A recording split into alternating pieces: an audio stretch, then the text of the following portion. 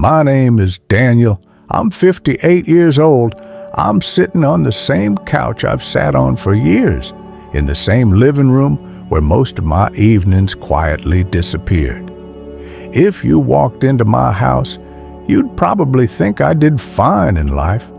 Family photos on the wall, furniture paid off, no chaos, no drama. I used to look at all this and feel a calm kind of pride, the kind that tells you you did what you were supposed to do. I believed that was enough. I believed that meant I was someone, and for a long time, I never questioned it. Every day followed the same rhythm. Wake up early, go to work, come back tired, sit down, watch the news, sleep. I was a husband, a father, a provider. Those roles became my entire identity. People trusted me. They depended on me. I told myself that responsibility was purpose. I told myself that stability was happiness. And I meant it. At least I thought I did. But somewhere along the way, I stopped feeling present inside my own life. And I didn't even notice when that happened. There was never a big tragedy, no dramatic collapse, just a quiet absence I learned to ignore. I laughed when I was supposed to, nodded when conversations turned emotional, and avoided mirrors for longer than I care to admit. Sometimes, late at night, I'd feel a strange pressure in my chest, like something unsaid was trying to breathe.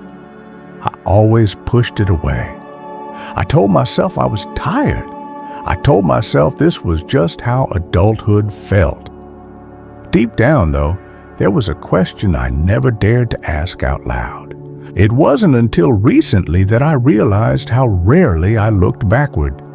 I was always focused on the next bill, the next obligation, the next year. One evening, sitting right here, I caught myself wondering when my life had started feeling like something I was managing instead of living. That thought scared me more than anything else ever had. And once it appeared, it refused to leave. That was the moment I began retracing my steps, trying to understand how I arrived here without ever choosing to. When I look back at my 20s, I don't see rebellion or bold choices.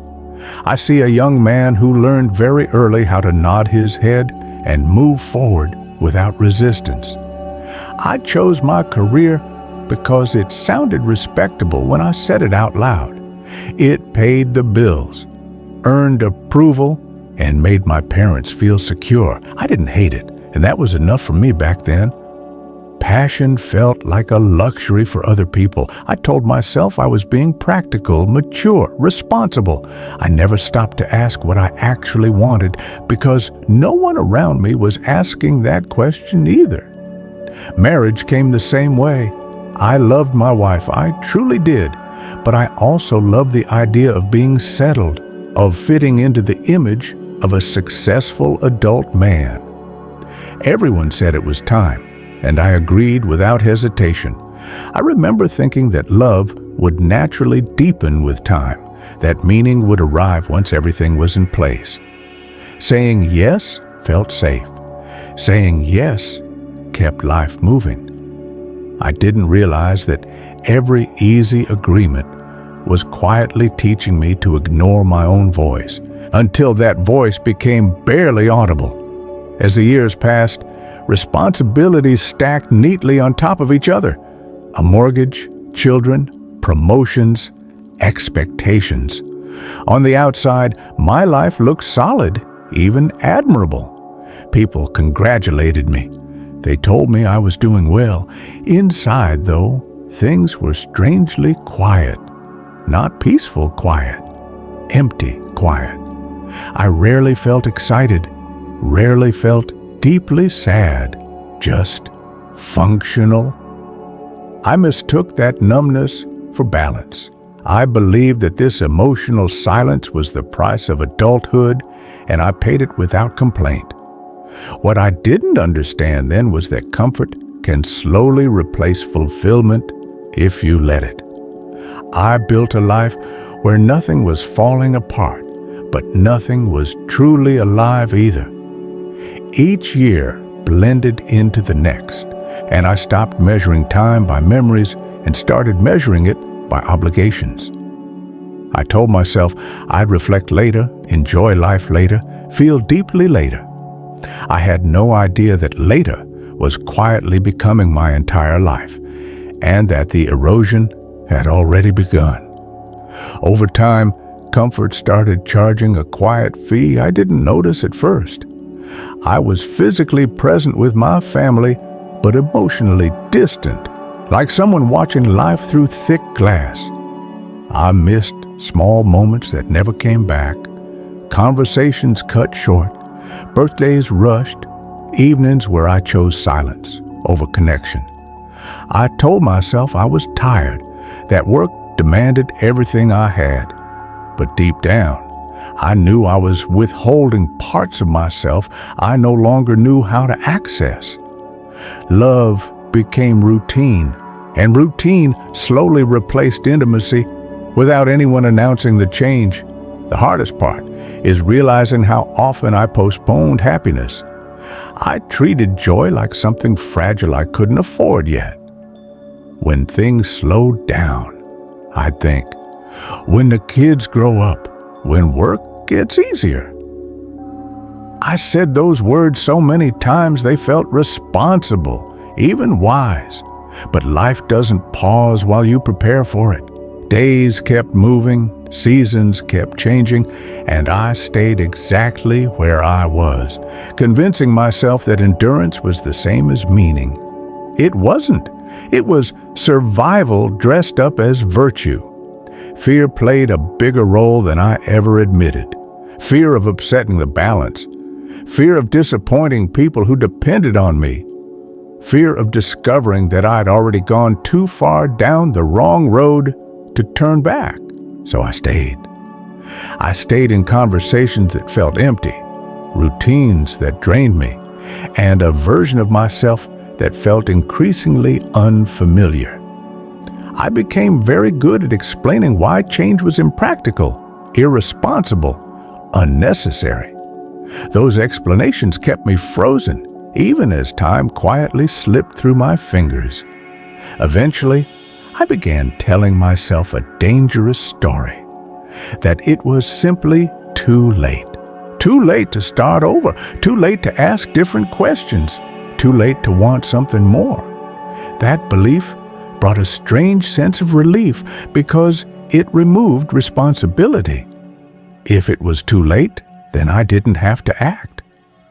I held on to that thought tightly until one ordinary moment, one unexpected sentence from someone I never anticipated, cracked it wide open and forced me to listen. It happened on a day that didn't look important at all. No warning, no build-up, no dramatic setting. I was standing in a quiet place, half listening, half already thinking about something else, the way I usually did. The conversation was casual, almost forgettable. And then the person in front of me said one simple sentence, without emphasis, without cruelty. It wasn't meant to change my life. But the moment it reached me, something inside my chest tightened. I felt exposed in a way I hadn't felt in decades, as if someone had just named a truth I'd spent my entire life hiding from myself. At first, I didn't react. I smiled, nodded, pretended everything was normal. That's what I was good at. But inside, that sentence began replaying on a loop. It didn't accuse me. It didn't judge me. That was the worst part. It was calm, honest, almost gentle. And because of that, I couldn't defend myself against it. I recognized myself in those words immediately, and that recognition felt like standing in front of a mirror I had avoided for years. I realized the illusion I'd been living inside had just cracked. I went home that night feeling restless. The house was quiet, familiar, safe. Normally, that would have comforted me. Instead, it felt suffocating. I sat in my usual chair and tried to distract myself, but the sentence followed me. It echoed between thoughts, slipped into silences, showed up when I closed my eyes. I understood then that the discomfort wasn't coming from the words themselves, but from how true they were. They described a life lived carefully, obediently, and without presence. A life that looked complete from the outside, but hollow in places I never wanted to explore. What shocked me most was how quickly the defenses fell. I had spent years justifying my choices, explaining them away, wrapping them in logic. But that night, none of those explanations worked anymore. The sentence had bypassed them entirely. I saw with painful clarity how often I had confused endurance with purpose and silence with peace. I wasn't angry at the person who said it. I wasn't even sad yet. I was stunned. It felt like waking up in a life I suddenly realized I didn't fully recognize as my own. Sleep didn't come easily after that. Memories surfaced without permission. Moments I thought were insignificant returned with weight and detail. Choices I made automatically now demanded answers. I started noticing patterns I'd never allowed myself to see before. How often I chose safety over truth, approval over authenticity, comfort over growth. The sentence became a lens through which everything else was exposed. It didn't let me rest. It didn't let me forget. And for the first time, distractions stopped working. By the following days, I understood something irreversible had happened. I couldn't go back to not knowing. That sentence had planted a question I couldn't silence anymore, no matter how hard I tried. It followed me through routines, conversations, quiet moments alone. I realized I was standing at the edge of a reckoning I had postponed my entire life. And whether I wanted it or not, reflection had already begun, pulling me toward truths I could no longer outrun. I started sitting with my memories instead of running from them. No distractions, no excuses, no rushing to the next task, just me and the quiet. Patterns emerged almost immediately. Fear showed up everywhere. Fear of conflict, fear of being misunderstood, fear of wanting more than what was considered reasonable. I saw how often I avoided difficult conversations, not to protect others, but to protect the version of myself that never had to explain his choices. Emotional absence wasn't an accident. It was something I practiced until it felt normal. For the first time, I admitted what safety had cost me. I sacrificed honesty for harmony. I traded curiosity for predictability. I gave up parts of myself slowly in exchange for approval and stability. None of it felt dramatic in the moment, which is why it worked so well. I told myself I was being mature, responsible, strong. In reality, I was afraid of discovering who I might be without the structure I hid behind. That fear shaped my life far more than I ever wanted to admit. What hurt most wasn't the regret itself, but how carefully I had justified everything. I became skilled at explaining why things couldn't be different, why change was unrealistic, why wanting more was selfish. Those explanations protected me from guilt, but they also protected me from truth. Sitting there, alone with my thoughts, I realized I wasn't a victim of circumstance. I was a participant. That realization was heavy, but strangely clean. No drama, no self-pity, just responsibility. Awareness came late, and I won't pretend otherwise. There are doors that don't reopen, moments that don't return. But I also understood something important in that quiet honesty, meaning doesn't disappear just because it arrives late. It simply changes shape. I wasn't looking for redemption anymore. I wasn't trying to rewrite my past.